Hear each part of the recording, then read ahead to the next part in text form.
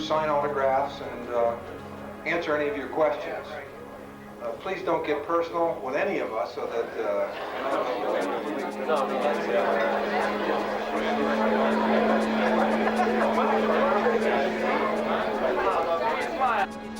Nikki just had his grand opening in New York. Tom Comer and myself and Joe Slaughter were there, but they'll be here in a few minutes. They'll be glad to sign autographs, answer any questions, and I hope all of you get a chance to meet them. We'll try to bring them around to everybody. It'll last 1 hour sharp, and then there's a...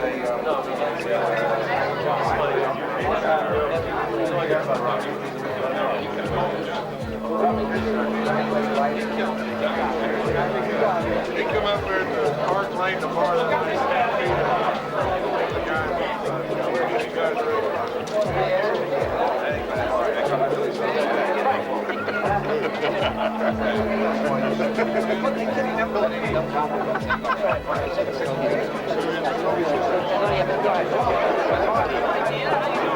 You can do it or you can't do it. Can you get a shot right here, please? Debbie, can you get a shot?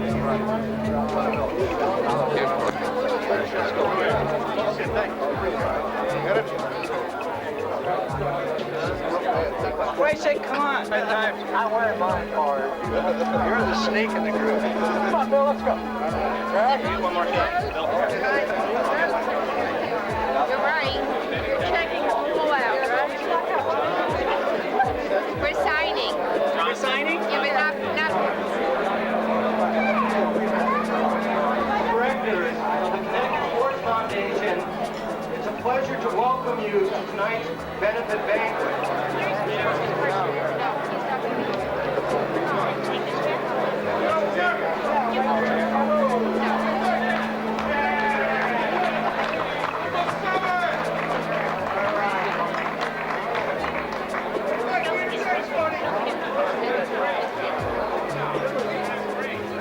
This is our inaugural dinner of the Connecticut Sports Foundation.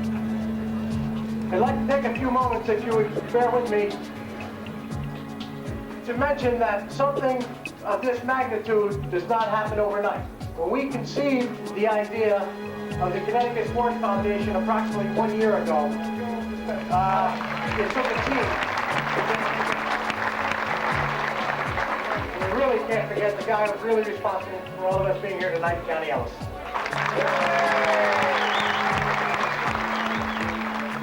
Boston last week, and John McNamara said that he was going to kick Billy's butt next year.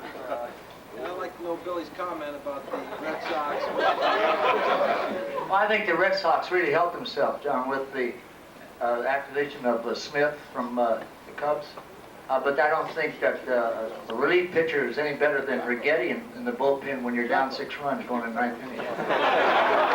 Relate a personal favorite story of some relationship that they had with Casey. Well, it's not a relationship. We all love Casey, and he loved us. He'd have a meeting in the dressing room, and he would chew us out so bad, the three of us, and that was to impress the older players on the team that we weren't getting away with anything. But then if we were walking out of the meeting, he'd wink at us, but we knew he really liked us.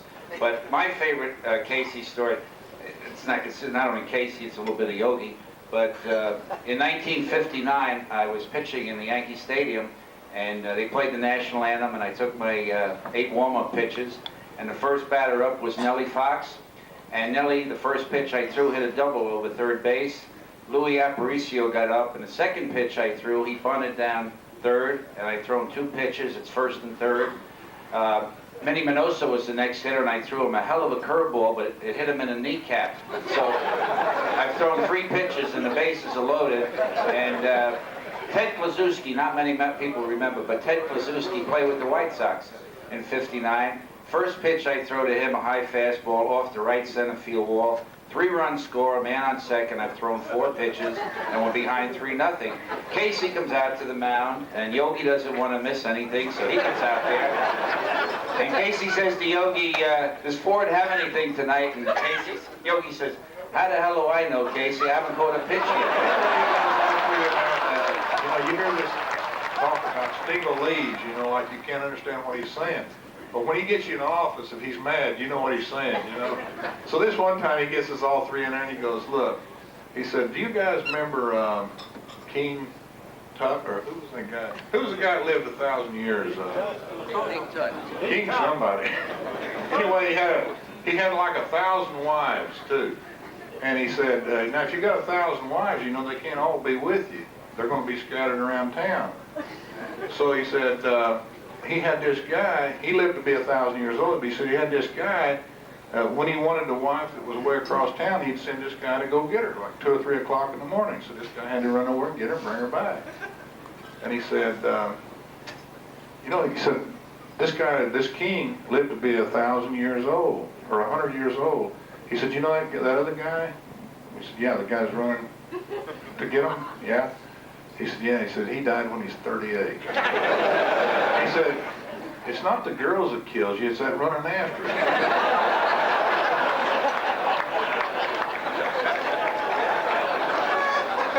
In other words, he was telling us to get home earlier.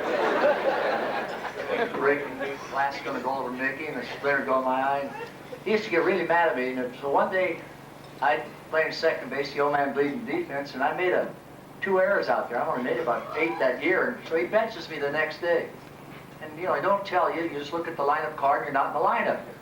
So I take my glove. I always sat next to him because I wanted to hear him talk. And I take my glove and I go clear down to the end of the bench. Now you can yell at Casey and he'd yell back at you, but the next day was forgiven. You know, you can carry a doghouse around with him. So they're all waiting for the Dutchman to come down and talk to the big nose Dago, and we're going to find out what's going on between the two of us. And they're waiting for me to yell at him. And here comes Casey in the 7th inning, going to put me out of second base, and I'm ready to yell at him, boy. And I know he's going to say something smart aleck. And he comes down, and here's what came out of his mouth. And I used to, you know, I was popping actually. He says, "Is Widow Billy mad at me?"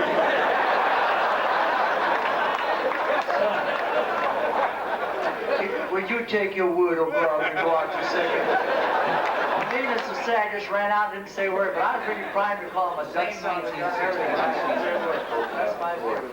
I pitched opening day in Detroit, and it was cold, but we just go back a month or so. In spring training, I had made up a concoction. I have small hands, and I couldn't get a grip on the ball in cold weather. So I made this concoction up of, listen to this, baby oil, turpentine, and rosin. And I kept mixing it, and I got this stuff, it was like Elmer's glue before I got through with it. And I said, now how am I going to get this on my fingers and the glove during the game?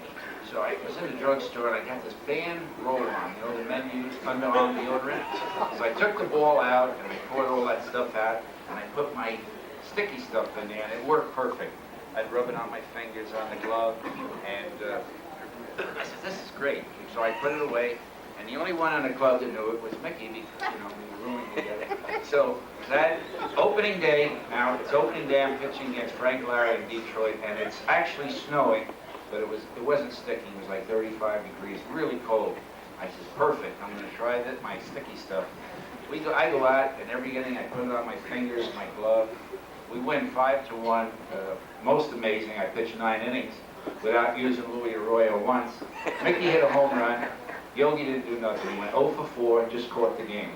You got to picture our locker in Detroit. This is in Detroit. It's Yogi's here, I'm in the center, and Mickey's here. I don't know it, but Mickey takes the band roll-on out of my jacket, and he puts it up in my locker and pushes it way to the right.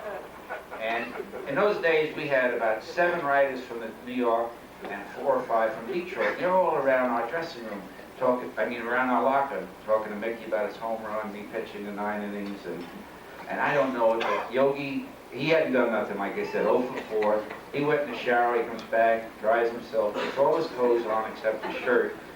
And Yogi was very cheap and wouldn't buy, you know, toothpaste or aftershave. And he looks up in my locker and sees the young Don Vito. This is a true story. And he grabs them. And I'm still talking to the writers, and he's rolling on the floor laughing. Yogi's giving us this under the arm. And now he puts his arms down, and Yogi's very hairy. He cannot get his arms down. He had to take all his clothes off, back in the shower. The trainer, Joe Stories, had to get this, Gus Mouth had to get the scissors and cut the hair. me, that is the funniest joke.